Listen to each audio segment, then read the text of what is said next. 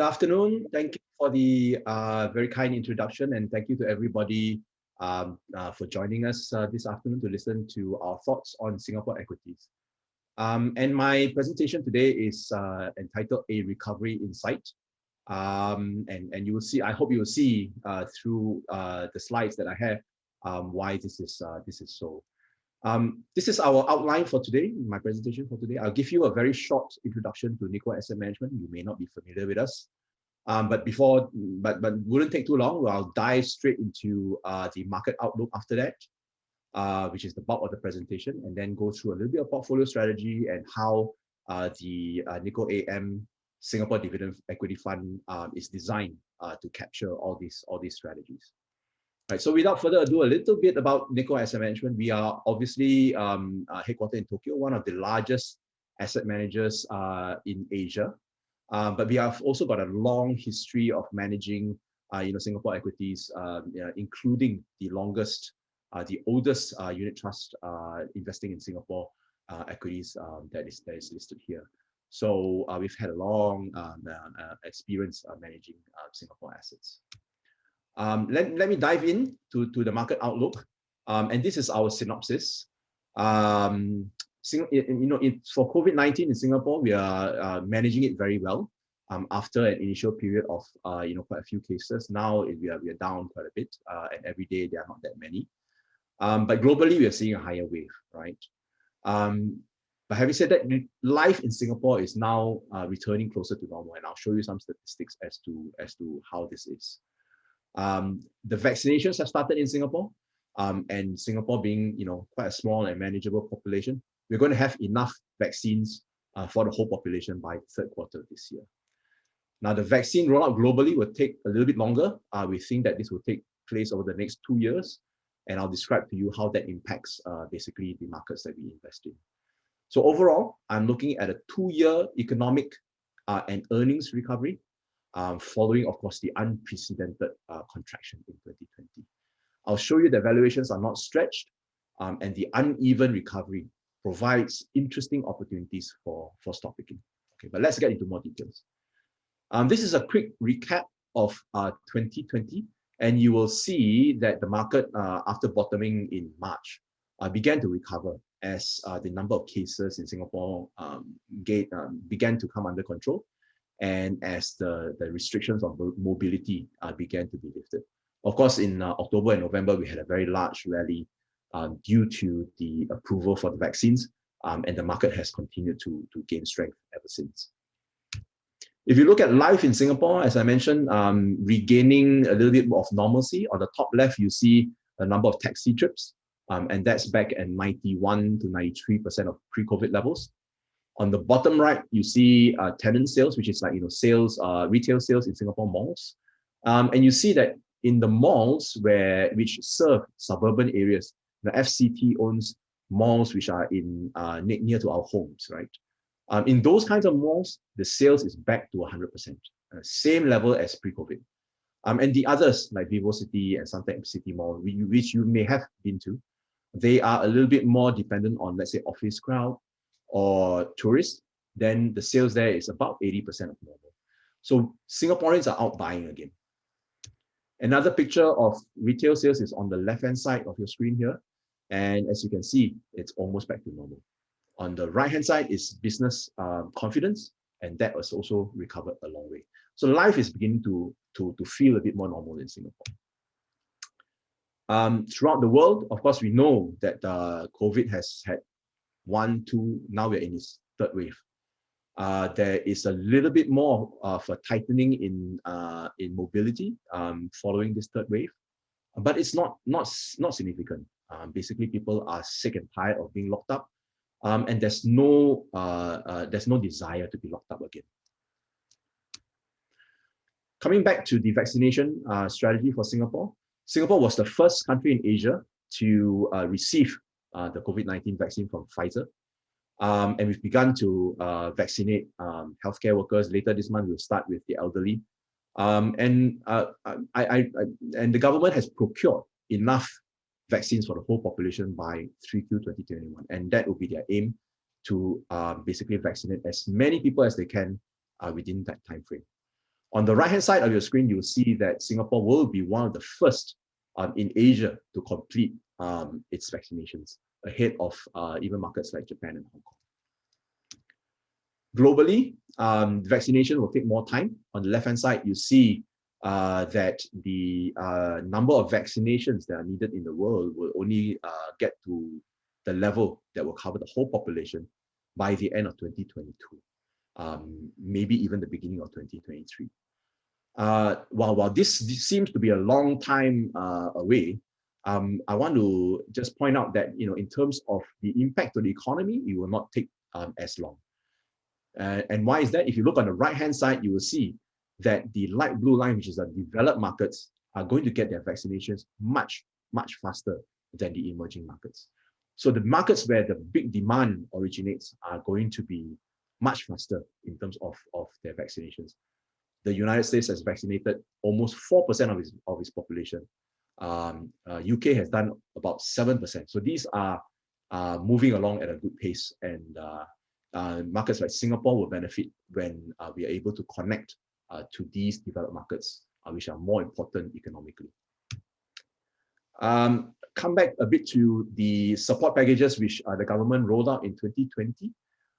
You will recall that Singapore being quite well endowed in its fiscal reserves. The government put out a $100 billion package to support the economy. That's about 20% of the economy, so it's fairly large.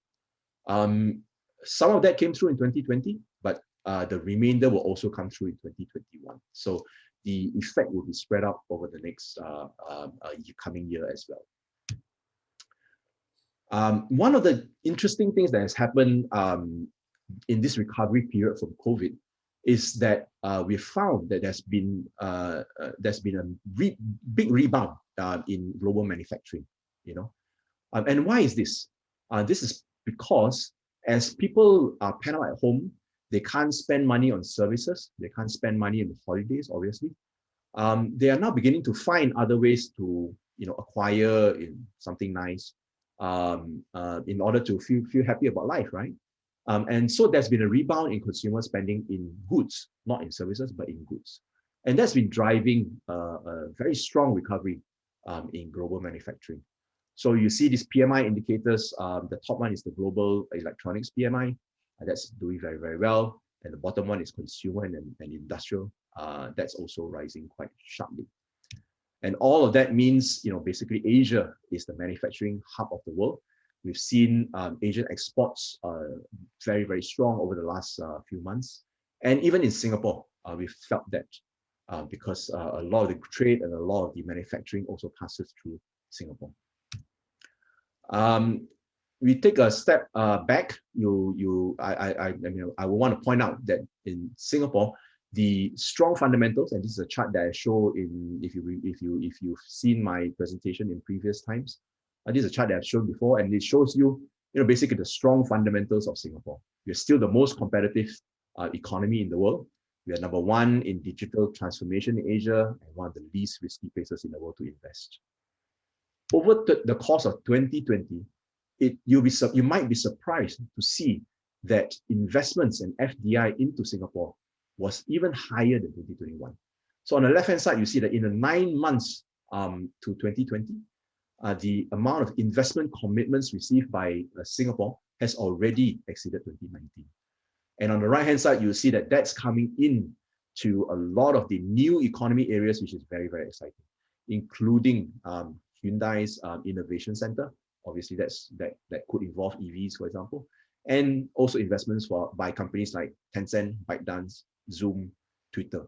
All these are stuff which is going to be very, very in demand and very, very addressable in the future. I want to show you this chart also, which I usually do show for my presentations. And this shows how diversified the Singapore economy is. There are certain parts of the economy, obviously, which are suffering from COVID. And this on the bottom right-hand side might include retail. On the top left-hand side, some of the services may be affected. But there are other industries which are diversified in Singapore, which are doing very, very well. So on the top right-hand side, you see that manufacturing is doing very well. And on the bottom left, you would of course realize that finance is doing very well because the markets are strong. So when some areas are weak in Singapore, we find that diversified nature of the economy means that another area often compensates. So overall, the overall trend is that we are looking for a 2-year recovery in the Singapore economy. In 2021, the consensus is 5.5% for a recovery, followed by 3.7% in 2022. My own feel is that it's going to be better than 5.5% in 2021 because of the sharp contraction that we've had. The rebound is going to be a lot faster.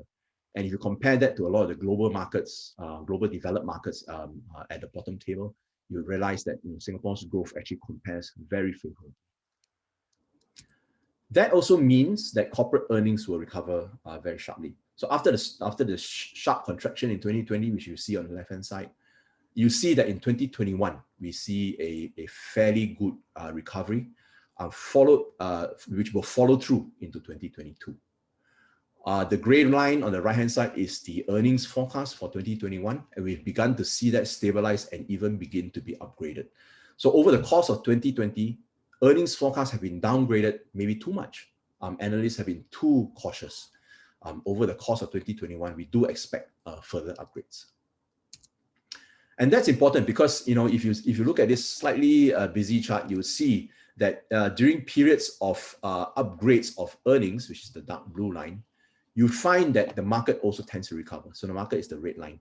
And so in 2020, we've just had this blue line begun to basically take off.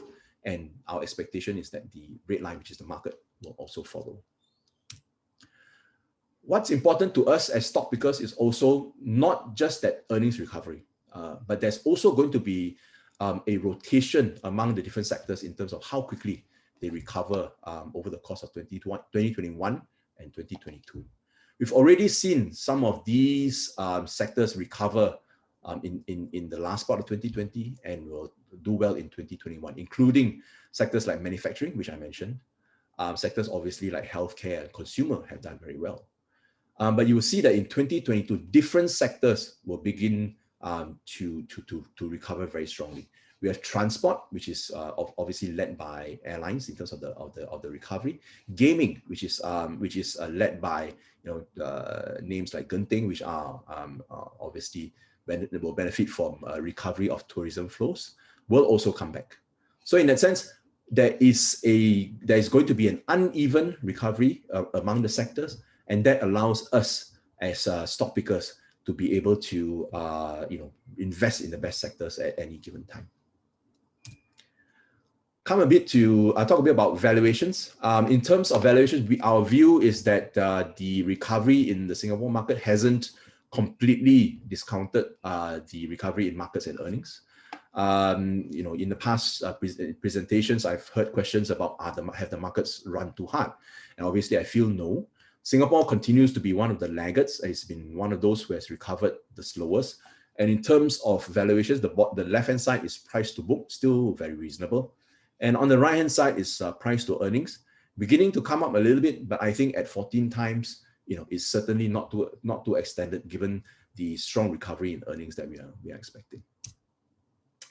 Better still, in terms of yield, Singapore looks also still very attractive. We are now at 4.2% yield, which is a historical high. Okay, not only have the markets not recovered, basically fully, the Singapore companies have also started to pay more in terms of dividends.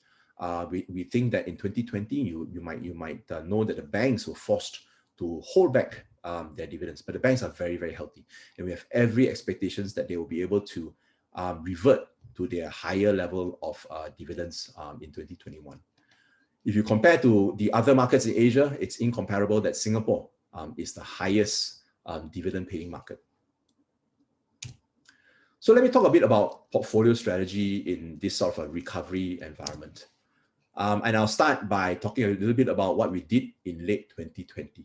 So in late 2020, it was beginning to be obvious that 2021 would be a recovery year, right? So we started by taking profit on the sectors which had already benefited a lot from the COVID-19 environment. And this includes names in healthcare, tech, and also data. Like, let's say, for example, stuff which benefit from all the work from home trend. And we increase exposure firstly to companies which are a little bit more domestic in nature, that will recover from a reduction in social distancing requirements. And so these are in sectors like land transport and retail. However, we also began to increase very selectively into sectors which are further out in terms of the recovery, in terms of stocks, for example, in air travel. And all through this period, we maintain our conviction in what we call the new Singapore stocks as well as dividend stocks.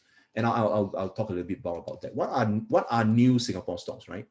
So new Singapore stocks are a kind of like a name that we came up with a few years ago when Singapore had its 50th birthday. And we thought through, basically what was Singapore about in the previous 50 years and what will Singapore be about in the coming 50 years. And we thought that in the Singapore of the next 50 years will be about innovation, the rise of innovation. And we began to look for these kinds of new Singapore stocks, which will be participating in this trend. So the stocks that we came up with are in sectors, for example, data, tech, logistics, which are very obvious new economy things. Food solutions, because we need to be more efficient in how we produce food. And in the past, we were also bullish on aviation and tourism.